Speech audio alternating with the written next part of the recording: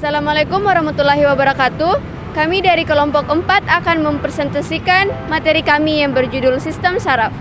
Saya atas nama Indah Sulfitri Hamka sebagai moderator, dan tentu saja saya tidak sendiri di sini.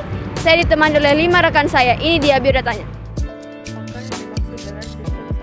Sistem saraf adalah bagian dari tubuh yang berfungsi melakukan pengaturan kegiatan tubuh dengan cara mengirimkan pesan-pesan rangsang atau impuls saraf, tanggapan atau reaksi dalam bentuk pulsa elektrik.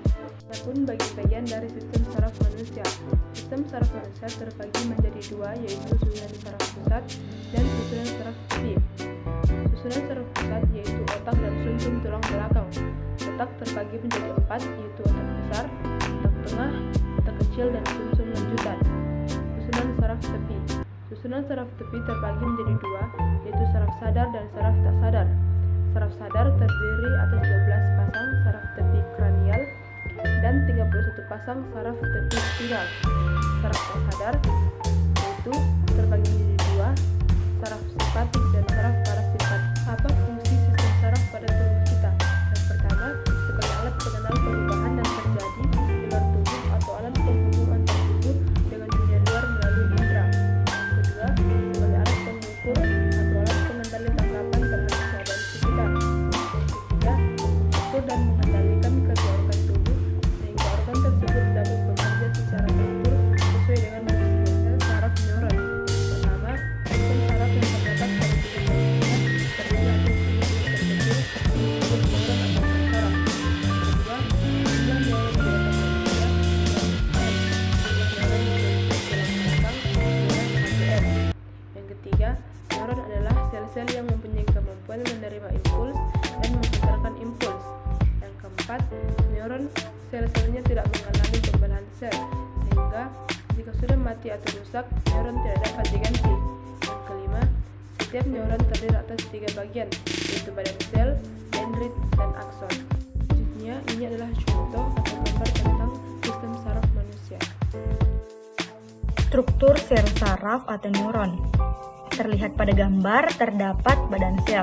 Badan sel merupakan bagian sel saraf yang mengandung nukleus atau inti sel dan juga tersusun pula sitoplasma yang bergranular dengan warna kelabu. Di dalamnya juga terdapat membran sel, nukleus atau anak inti sel, dan retikulum endoplasma.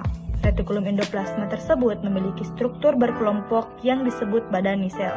Yang kedua yaitu dendrit. Dendrit yaitu juluran atau serabut pendek bercabang yang merupakan tonjolan dari sitoplasma pada badan sel.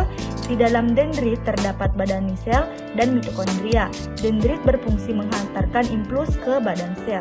Yang ketiga yaitu akson. Akson atau neurit yaitu juluran atau serabut panjang dari badan sel dan berfungsi untuk menghantarkan impuls dari badan sel menuju ujung akson.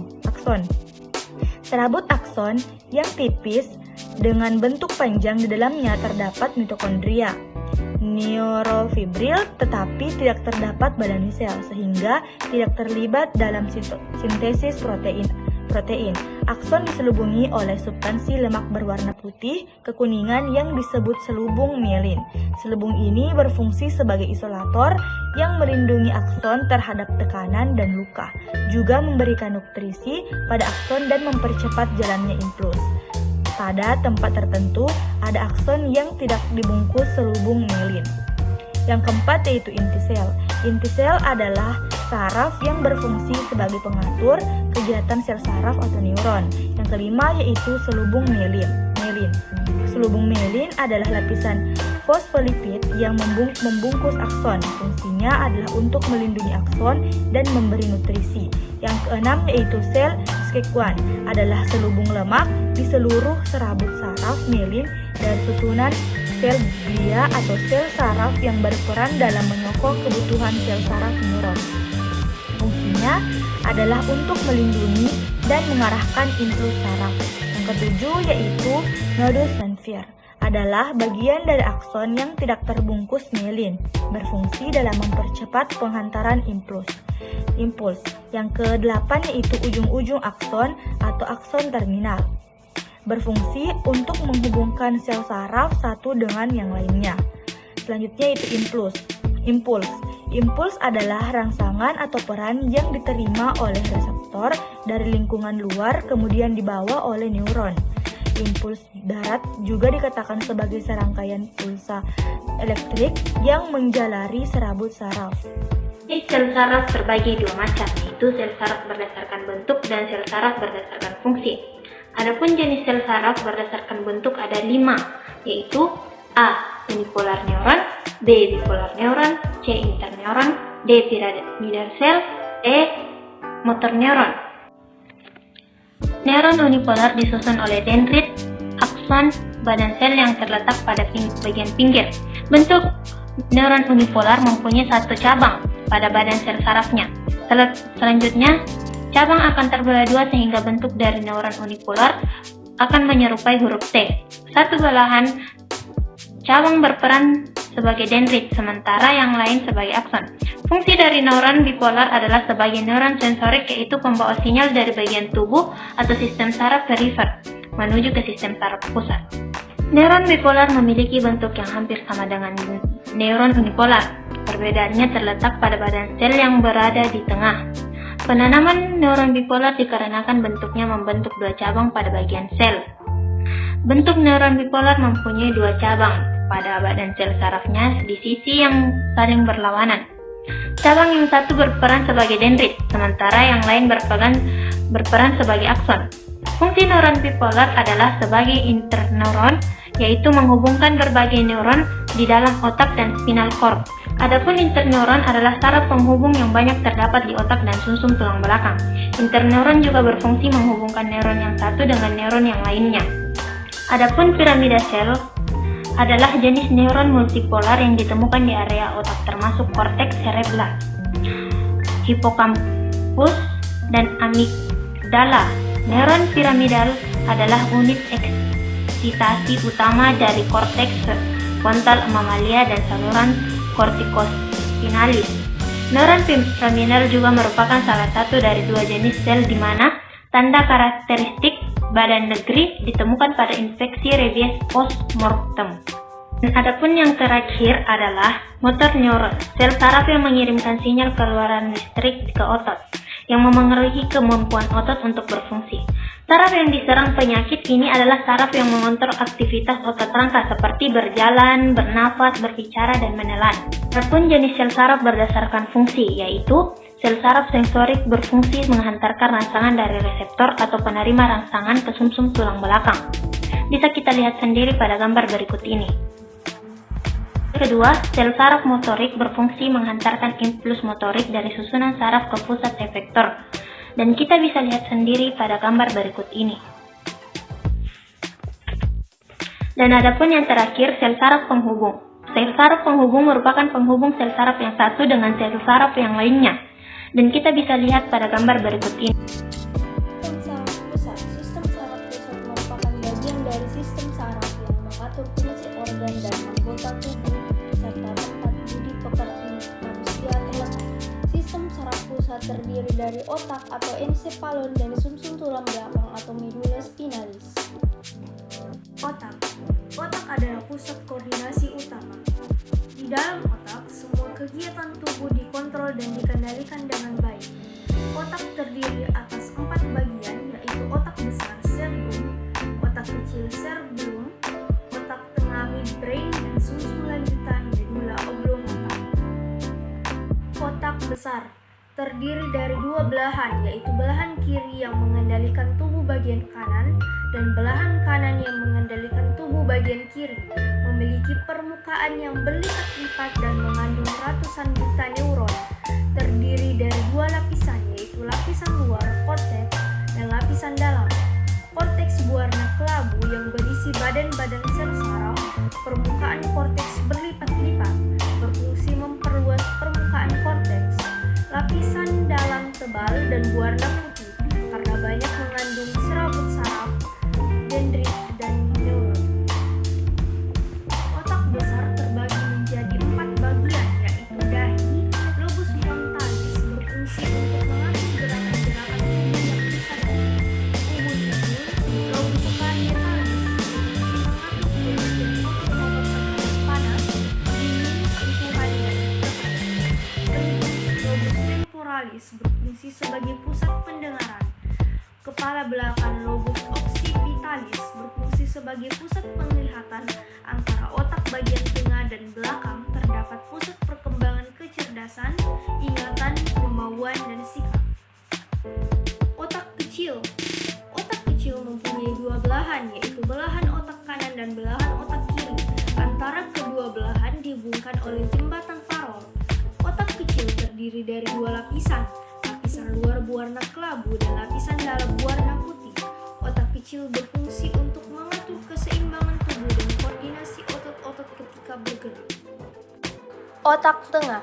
Otak tengah atau midbrain adalah bagian terkecil dari otak yang berfungsi sebagai stasiun relay untuk informasi pendengaran dan penglihatan. Otak tengah mengontrol berbagai fungsi penting seperti sistem visual dan pendengaran serta gerakan mata. Beberapa bagian dari otak tengah yang disebut nukleus merah dan berfungsi dalam mengontrol gerakan badan. Otak tengah juga adalah bagian dari batang otak. Otak tersebut terdiri dari tektum dan tegmentum.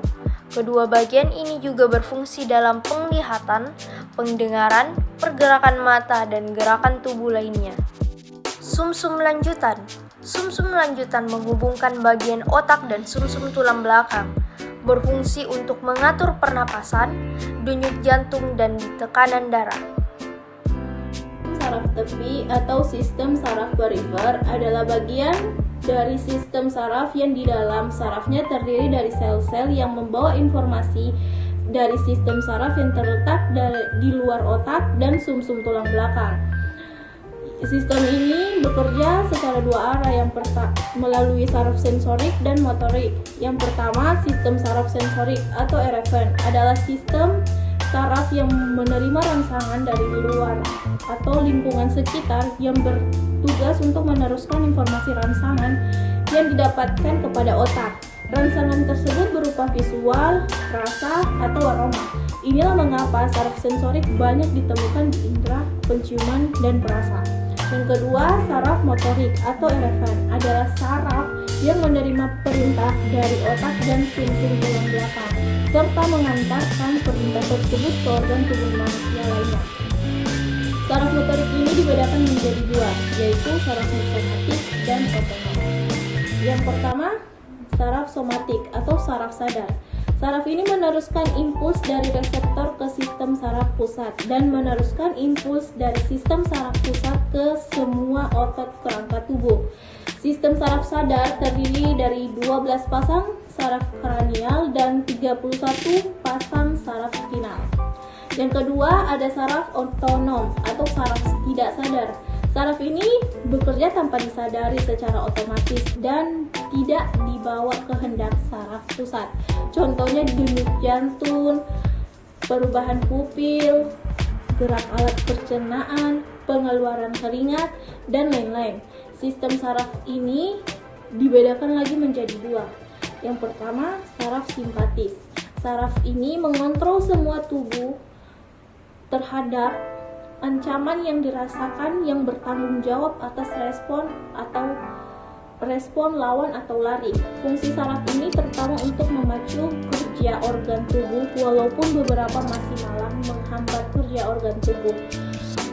Fungsi memacu antara lain mempercepat denyut jantung, memperbesar pupil mata, memperbesar bronkus. Adapun fungsi yang menghambat yaitu memperlambat kerja alat pencernaan. Yang kedua, saraf parasimpatis adalah saraf yang mengontrol homeostasis dari tubuh saat istirahat dan bertanggung jawab atas fungsi istirahat dan cerna dari tubuh. Saraf ini memiliki fungsi kerja yang berlawanan. Jika dibandingkan dengan saraf simpatik, saraf parasimpatik memiliki fungsi yaitu memperkecil pupil mata, memperkecil bronkus, mempercepat kerja alat pencernaan, dan lain-lain. Kesimpulan, sistem saraf adalah suatu jaringan saraf yang kompleks, sangat khusus dan saling berhubungan satu dengan yang lain. Sistem saraf mengkoordinasi, menafsirkan, dan mengontrol interaksi antara individu dengan lingkungan lainnya. Sel saraf terdiri atas miliaran sel neuron dan sel pendukung atau neuroglia. Sistem saraf pusat merupakan pusat dari seluruh kendali dan regulasi pada tubuh, baik gerakan sadar atau gerakan otonom. Dua organ utama yang menjadi penggerak sistem saraf pusat adalah otak dan sumsum tulang belakang. Saraf tepi terdiri atas serabut saraf otak dan serabut saraf sumsum tulang belakang atau spinal. Serabut saraf sumsum dari otak keluar dari otak, sedangkan serabut saraf sumsum tulang belakang keluar dari sela-sela ruas tulang belakang. Tiap pasang serabut saraf otak akan menuju ke alat tubuh atau otot, misalnya ke hidung, mata, telinga, dan sebagainya.